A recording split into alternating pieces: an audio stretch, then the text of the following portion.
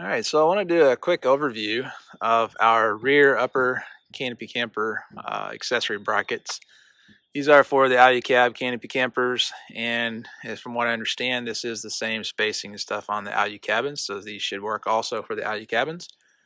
And I've been asked a few times, as far as some pointers on installing these. So as stated on the website, you are required to have one of the load bars on the top for somewhere to be able to bolt the top of the bracket down.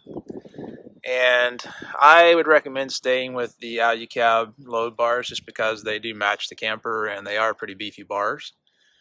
And then they come down and they mount into the back side of the handle. The handle's got a track in the back that holds the bolts and everything that hold the handle on.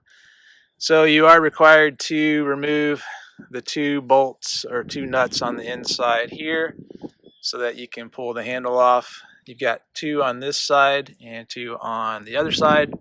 Now, one side you will need to take completely off so you can pull that handle out enough to get the bolts inside the track that you need for mounting the lower sections of the bracket.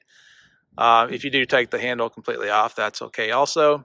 It just takes you a little bit more time to get both sides bolted back on, but again, either way works. And what I have here is these are the optional traction board mounts, the mounting plates. These are not required for the brackets. If you just did the brackets themselves, you can use those to mount multiple things, either high lift jack, fishing rods, paddles, anything that basically would be able to span this area. It makes it a good area, unused space basically, for being able to carry items on the truck and on the top of the camper and keep it up out of the way. So they are made from stainless steel. They're powder coated. It's just shy of 1/8 inch, so it's pretty beefy mounts. I've got two traction boards that I've had on for the last 6 to 8 months. I don't notice any wind noise. I've not noticed anything, any issues. Basically, I can't even tell they're there. So for me, as you can see, I had solar all over the roof, so on there, and then on also the door, I've got lots of stuff going on here, so I needed an alternative to be able to carry my traction boards, and this is what I came up with.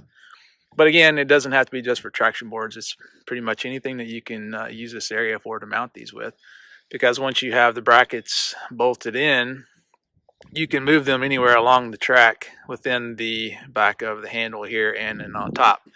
So you can space these for full-size traction boards, mini traction boards, or I know Max Truck's got a new light series, which is kind of midway size between those two. So you should be able to move these brackets to fit any of those. And as here, I have the Max Trax boards that I use, and I have those pins on here. But these are pretty good slots, so you could use some of the other traction board mounts on these also. So these are on the website now.